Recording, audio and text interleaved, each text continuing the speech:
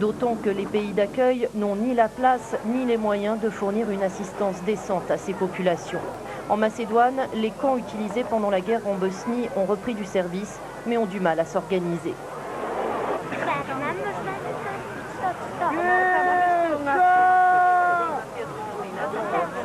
Selon le Haut Commissariat de l'ONU aux réfugiés, 150 000 personnes ont fui le Kosovo ces 9 derniers jours. Ce soir à Bonn, toute l'Europe, celle des 15 de l'OSCE et des Balkans, est réunie pour trouver une solution. Objectif prioritaire, coordonner l'aide humanitaire aux réfugiés kosovars.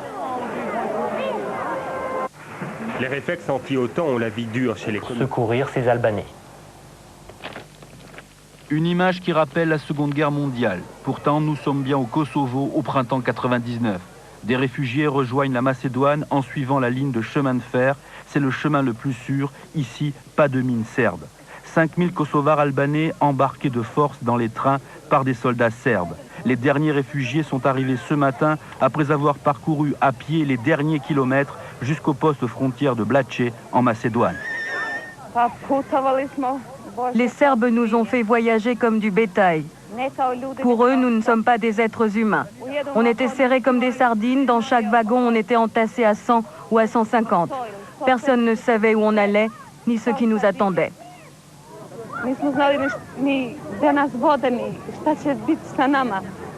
Le jour qui suit leur expulsion, les gens sont encore sous le choc, marqués par le souvenir des scènes de brutalité. Cet après-midi, d'autres trains remplis de Kosovars albanais quittaient Pristina à destination de la Macédoine. Pas de soldats serbes en vue. L'administration serbe censure les images. Selon les sources officielles, les Albanais fuient les bombardements de l'OTAN. À Genève, le Haut Commissariat aux réfugiés des Nations Unies lance un appel pressant. Son porte-parole, Krzysztof Janowski, déclare que les transports des Albanais en train sont une nouvelle méthode d'épuration ethnique. Jusqu'à présent, 160 000 Albanais ont fui le Kosovo. On se demande combien fuiront encore.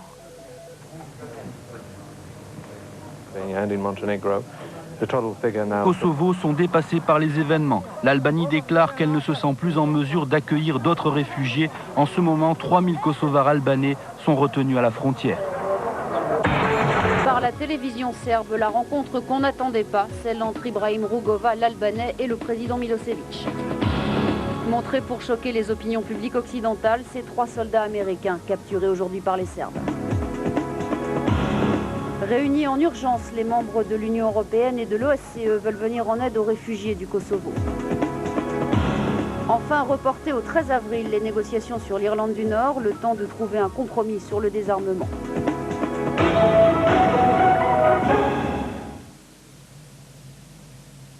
Coup de théâtre ou mise en scène, cette poignée de main entre le chef modéré des Albanais kosovars, Ibrahim Rugova, et le président yougoslave Milosevic était diffusée en boucle par la télévision officielle serbe aujourd'hui.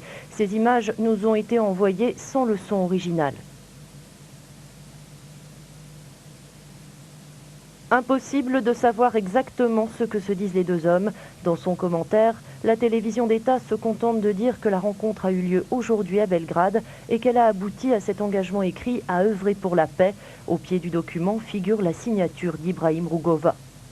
Le signataire des accords de Paris avait accordé des interviews hier à Pristina à plusieurs télévisions occidentales. Il y disait avoir accepté la protection de la police serbe et adressé un message de paix à Belgrade et à l'OTAN.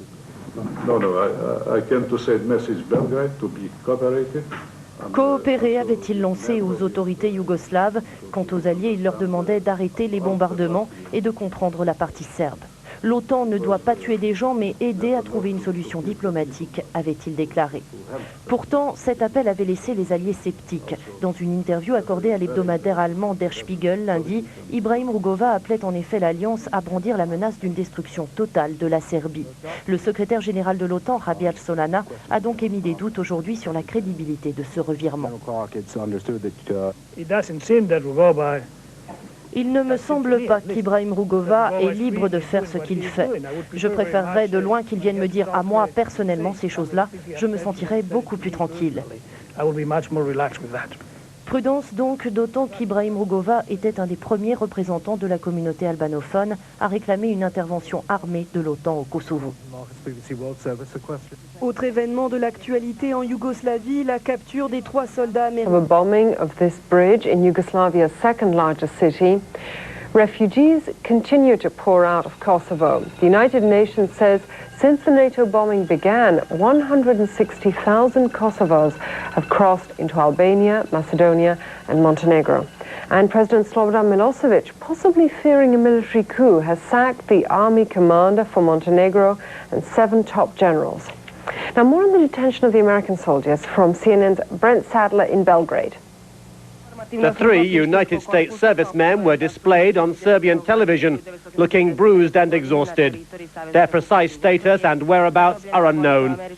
The TV report claimed they had been on the Yugoslav side of the border with Macedonia and had resisted arrest, a possible justification for their poor physical appearance.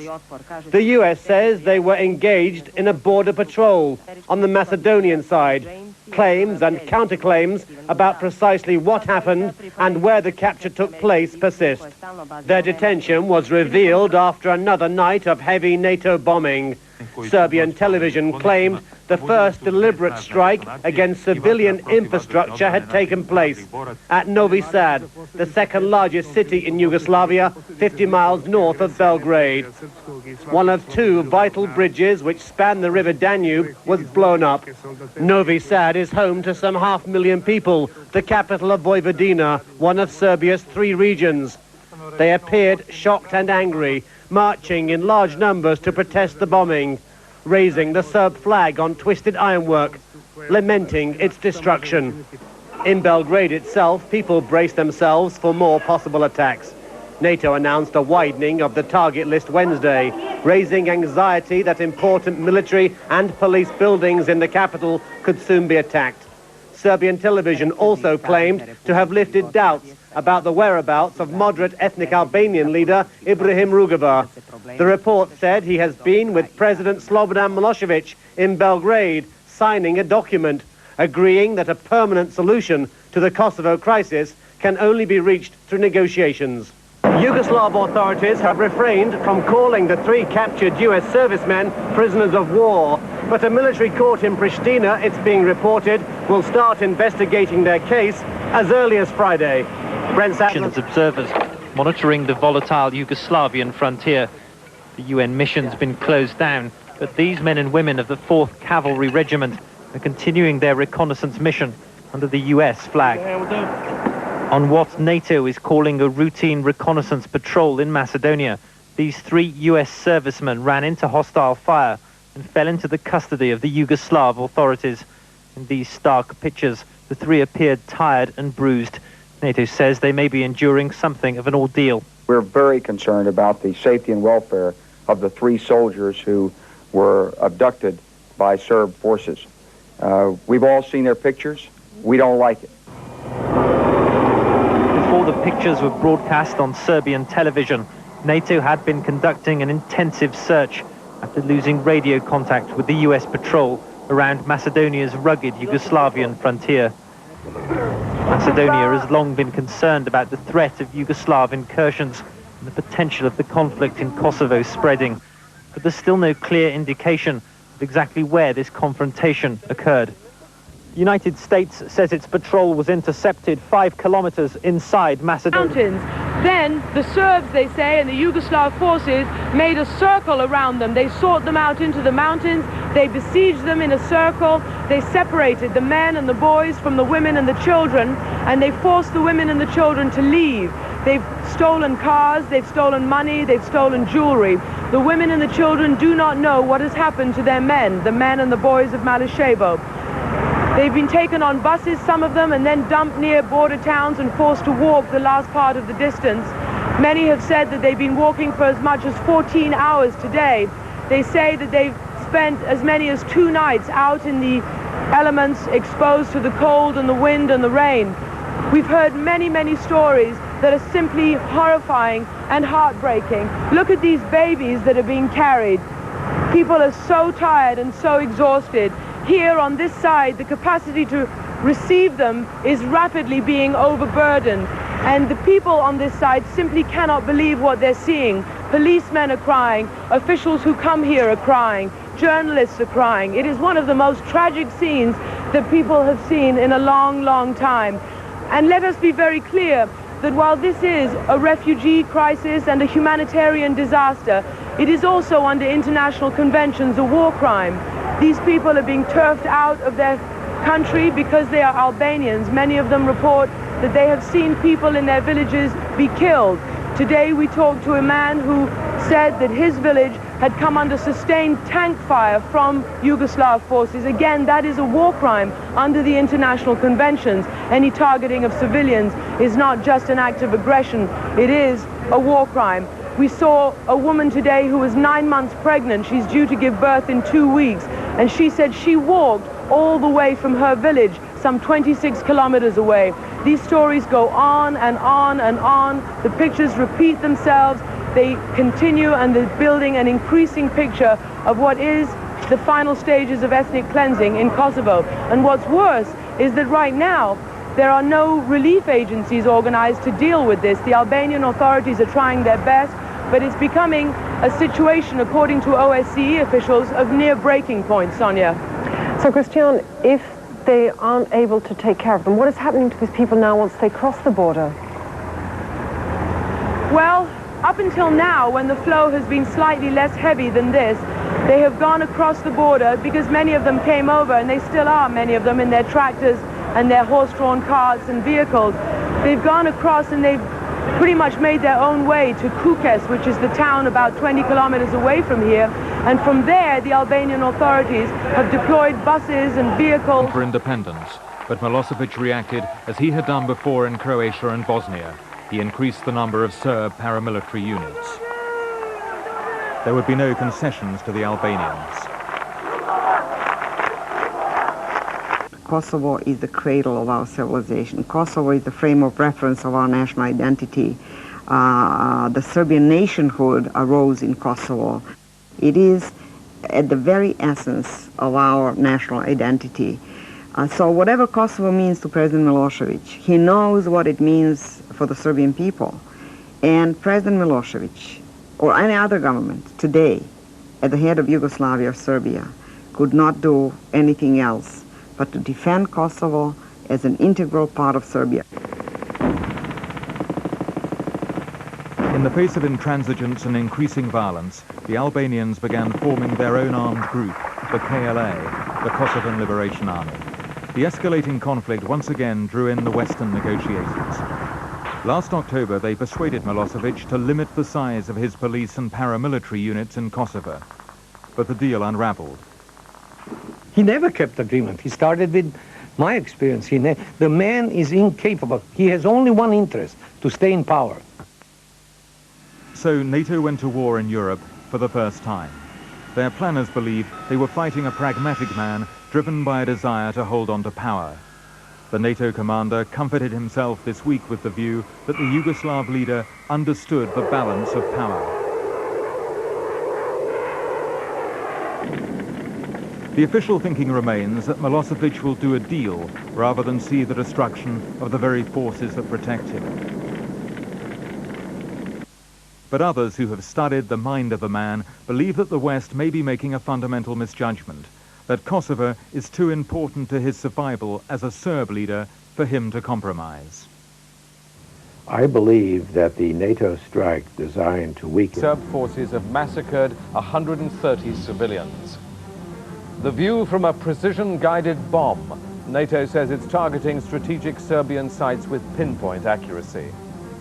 One other headline, as the deadline approaches, the suspected Lockerbie bombers are expected to be flown from Libya to the Netherlands for trial. As NATO's air campaign against Yugoslavia moves into its 10th day, President Clinton has said the alliance has a good chance of achieving its objectives by airstrikes alone. He said President Milosevic could not be allowed to achieve his goal of ridding Kosovo its Albanian population. On the ground, the plight of the Kosovo Albanians grows worse. The United Nations Refugee Agency, the UNHCR, says the flood of refugees is reaching nightmare proportions. Some 12,000 people crossed the border with Albania overnight. Macedonia says the numbers arriving there are too large to handle and the stability of the country is threatened. The majority population of Kosovo is quite simply being pushed out. Tens of thousands of Kosovo Albanians continue to flow into neighboring countries. Since NATO airstrikes 10 days ago led to an intensification of what's been called Serb ethnic re-engineering, more than 200,000 have been displaced. 32,000 have flooded into Montenegro, where tension is growing.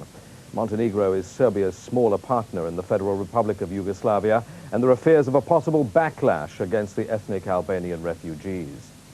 In Albania, there are now more than 120,000. Aid agencies say the relief operation is on the verge of being overwhelmed. In the former Yugoslav Republic of Macedonia, 70,000 have crossed the border, more than half of them in the last 24 hours. Herded onto trains, the Serb militia are telling them it's a free gift from the government. More are believed to be on their way, heading to an uncertain future in a foreign country. The border between Kosovo and Macedonia has become one vast and sprawling refugee camp. It could be a scene from the heart of Africa, but this is the heart of modern Europe. Tens of thousands are now here, tens of thousands more are on their way.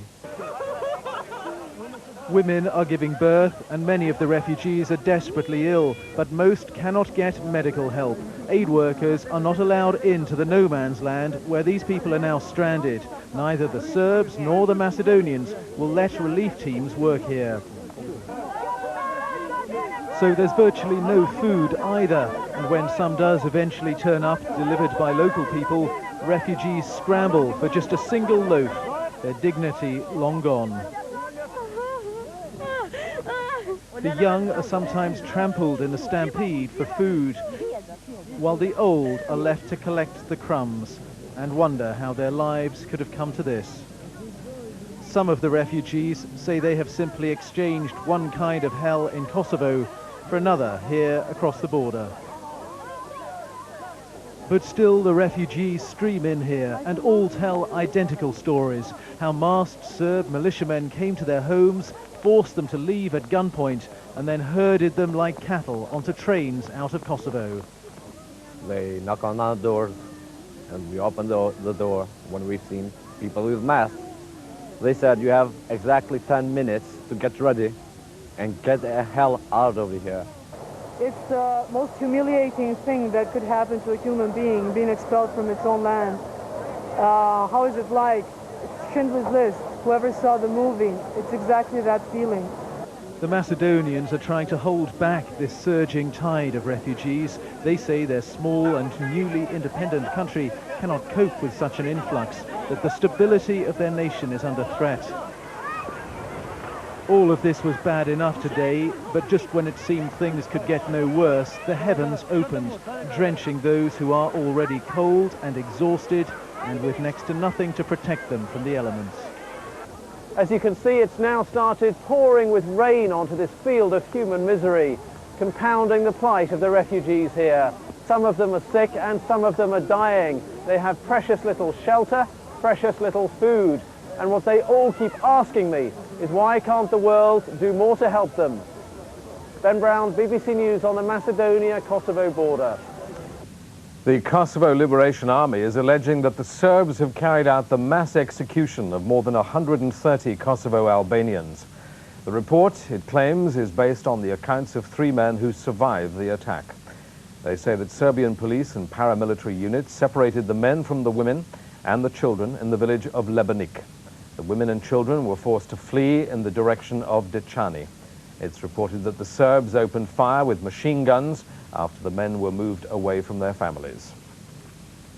Serbia says an investigation has started into the case of the 3 captured American soldiers. Serbian radio has been reporting that they would be tried before a court-martial. At the moment, it's not known when the trial will begin, nor exactly what charges they'll face. Janet Barry has this report on this and other developments on this 10th day of the NATO campaign.